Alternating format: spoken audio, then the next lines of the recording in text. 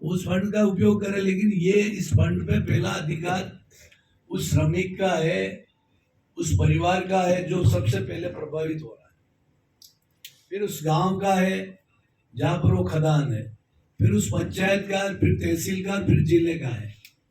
तो ये बात हम पुरजोर शब्दों में सरकार से भी मांग करेंगे कि ये डीएमएफटी फंड पे श्रमिक कल्याण पर हमको हिस्सा मिलना चाहिए,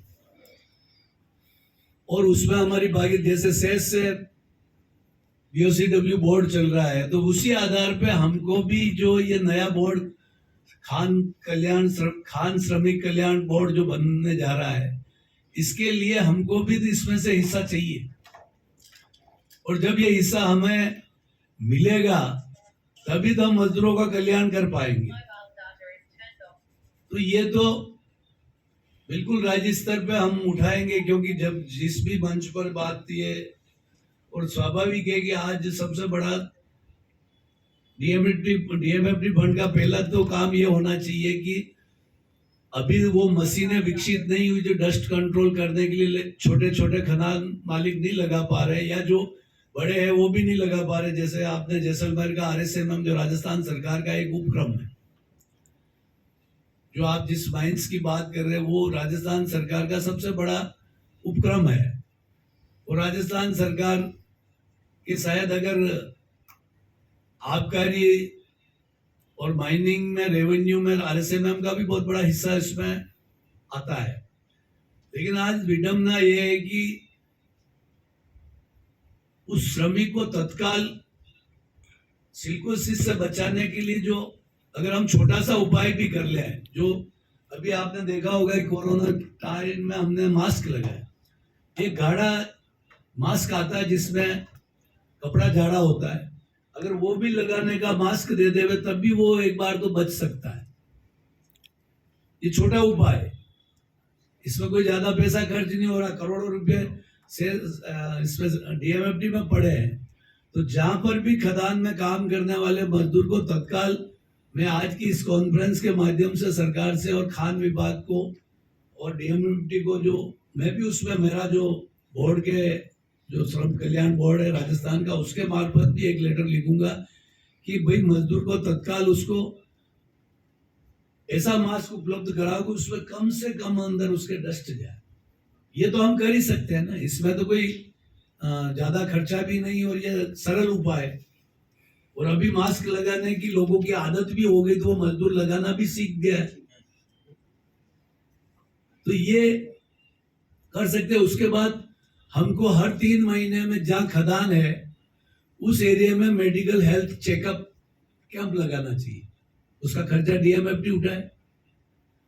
वो हेल्थ चेकअप कैंप उस खदान एरिया के आसपास सराउंडिंग जो भी गांव है जो प्रभावित हो रहे हैं, आप जैसे बता रहे कि उसका डस्ट उठ के 20-20 किलोमीटर जा रहा है, तो ये उस सराउंडिंग एरिया के लोगों का हेल्थ चेकअप होना चाहिए, ताकि हमारे को पता पड़े कि कितने लोगों पे इसका कुप्रभाव पड़ा है, और अगर उसमें वो लोग पीड़ित है तो डीएमएफटी फंड से उसका पूर्ण रूप से इलाज होना चाहिए, क्योंकि आपने डस्ट पैदा किया, उसकी वजह से एक स्वस्थ परिवार प्रभावित हुआ है।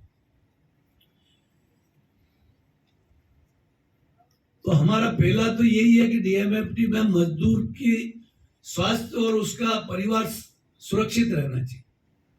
और मजदूर की बात हमको इसलिए करनी है कि मजदूर के बिना कोई भी खदान नहीं चल सकती, इतना ही ऑटोमाइजेशन हो जाए। बिगर परिश्रम करने वाले श्रमिक के बिना कोई भी उत्पादन नहीं हो सकता, कोई भी निर्माण नहीं हो सकता। जब बीओसीडब्ल्यू बोर्ड बना था तो इसके लिए भी लंबी लड़ाई लड़नी पड़ी, कोई सरकारों ने हमें थाली में नहीं परोस के दिए, इसकी बहुत लंबी लड़ाई लड़ी, और बहुत संसद में सवाल उठे, और संसद के सवालों के बाद सुप्रीम कोर्ट में जाना पड़ा, और सुप्रीम कोर्ट ने ये कानून बनाने के लिए केंद्र सरकार को बाध्य किया।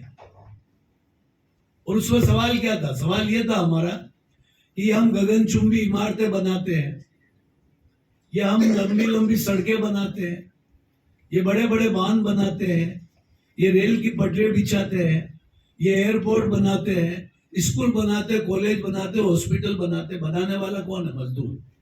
लेकिन विडंबना ये है कि वो बनाने वाला मजदूर का बच्चा उसका उपयोग नहीं कर रहा है, उसकी पीढ़ी के कहीं काम नहीं आ रहा।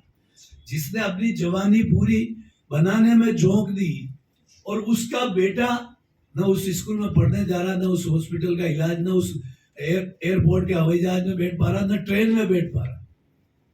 जब जाके सुप्रीम कोर्ट ने केंद्र सरकार को ये कानून लाने के लिए कि देश का निर्माण करने वाला, देश का उत्पादन करने वाला, ये असली भारत का जमीन पे काम करने वाला, इस देश को आगे बढ़ाने वाला, ये कैसे वंचित रहेगा? इसका पहला हक है। जब जाके ये कानून बना और जब जाके ये सारी बीओसीडब्ल्यू बोर्ड के द्वारा सुविधा मिली, आज हमारी लड़ाई भी उसी रास्ते पे जा रही है कि आज देश के खजाने में हम करोड़ों रुपया भेज रहे हैं, देश के खजाने में, और देश को आर्थिक समृद्ध बनाने में, या सरकार को, प्रदेश की सरकार, ये हमारे पसीनों की बूंदों से टपक कर ये फसल पक के सोने में के रूप में जा रही है। लेकिन वो फसल पकाने वाला वो जीवन में अपने शरीर में स्वच्छ सांस नहीं ले पा रहा, उसकी ऐसी हालत हो गई। तो उसको स्वस्थ रखने के लिए जो आपके खजाने में पैसा भेजने वाला अगर अस्वस्थ हो जाएगा, वो कमजोर हो जाएगा, तो फिर उसके कौन जिम्मेदार?